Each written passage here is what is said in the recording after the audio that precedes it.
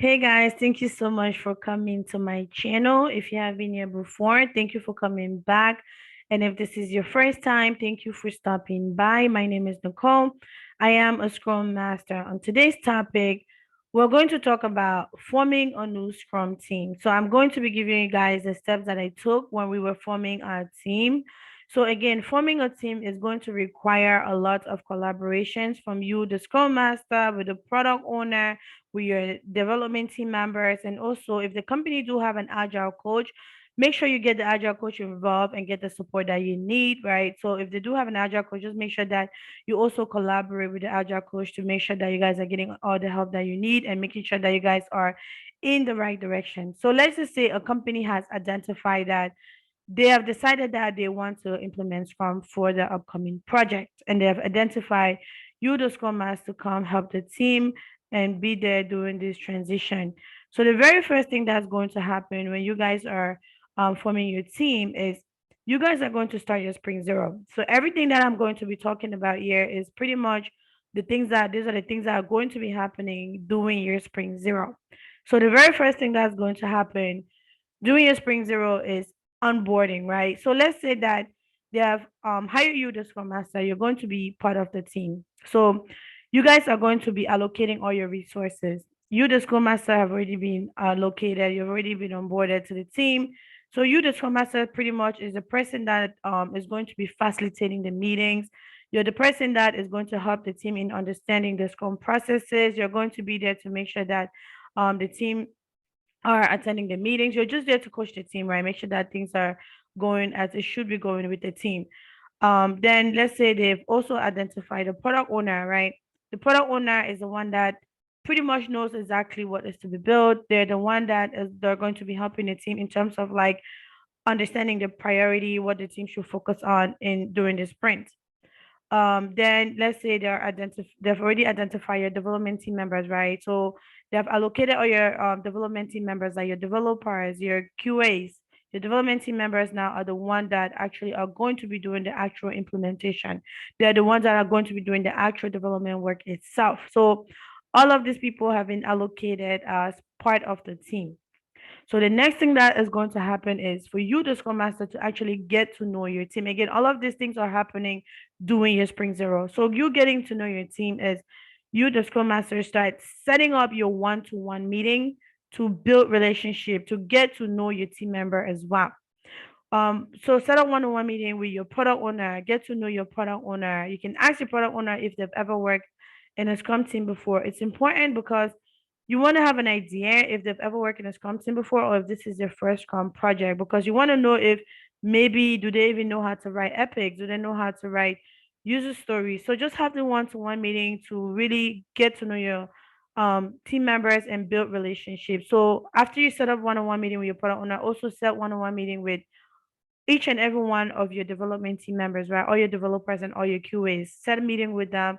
Also get to know them. Also ask them if they've ever worked in a Scrum team before. The reason you're doing this is you want to build relationship, and you also want to know if your development team members like their level of agility. You want to know if do they even know how to estimate stories, right? Do they even know how to break down user story, those type of things. So just set those one-on-one meeting to really get to know your team member. Is going to help you as you're going to be the one to support this team. The next thing that you want to do after you get to know your team members is you want to have a team working agreement, right? Set up a meeting that you guys are all going to meet to go over your team working agreement.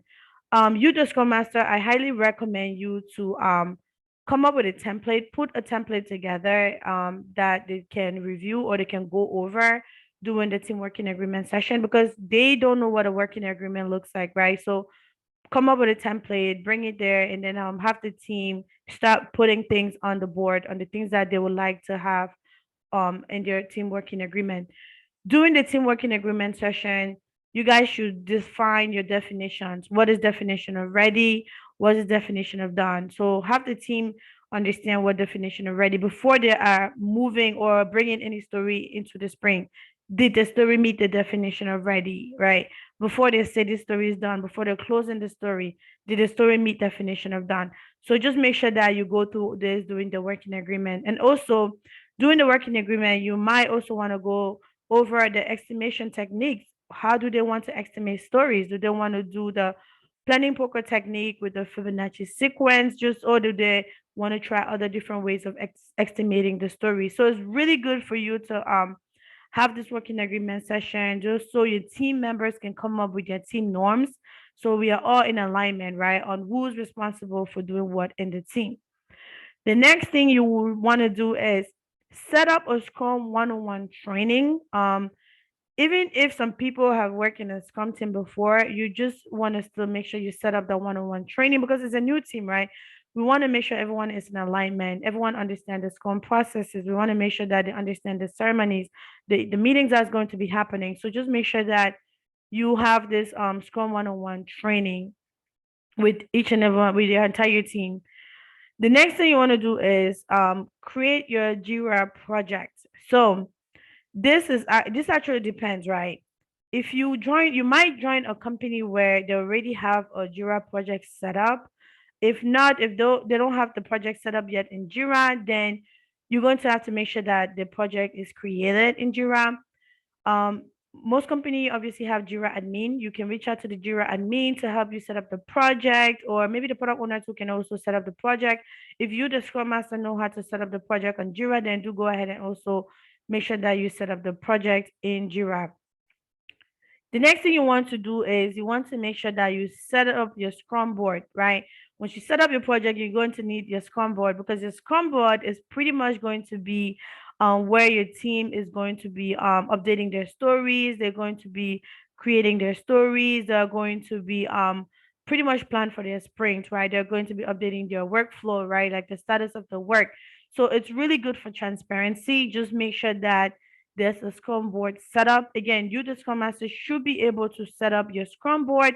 However, if you don't know how to set up your Scrum board, you should also reach out to the Jira admin and get the support that you need.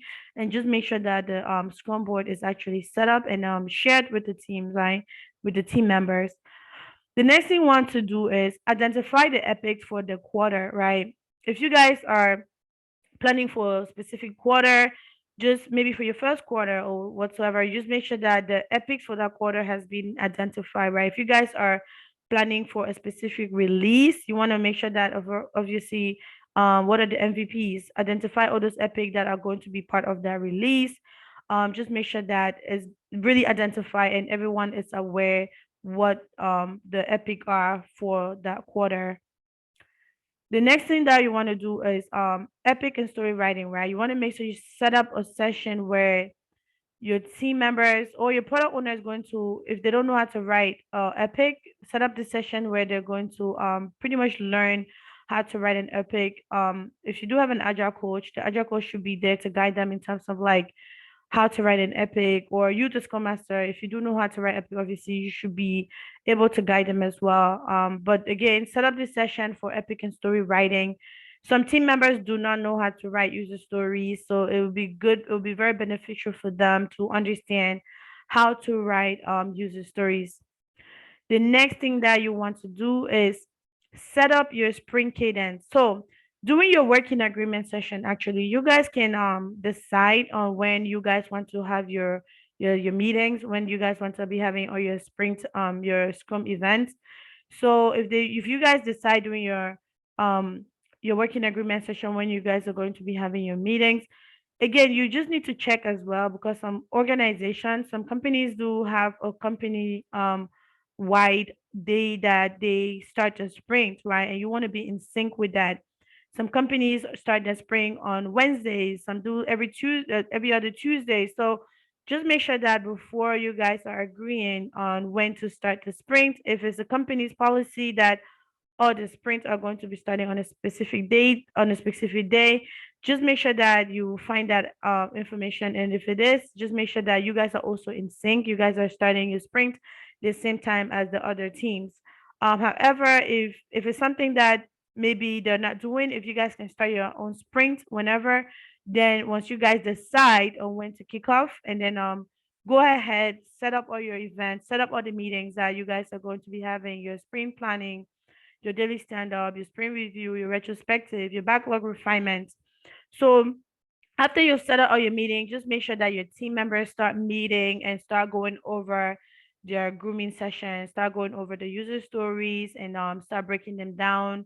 And then that's pretty much it, guys. So once you guys are done with all your refinement meeting, you guys have identified the stories that are going to be in your spring one, and then you guys now can have your spring planning meeting, and then the team now can commit to the work that they're going to want to deliver for their first sprint. So that's pretty much it. Those are the steps that we took when we were setting our team.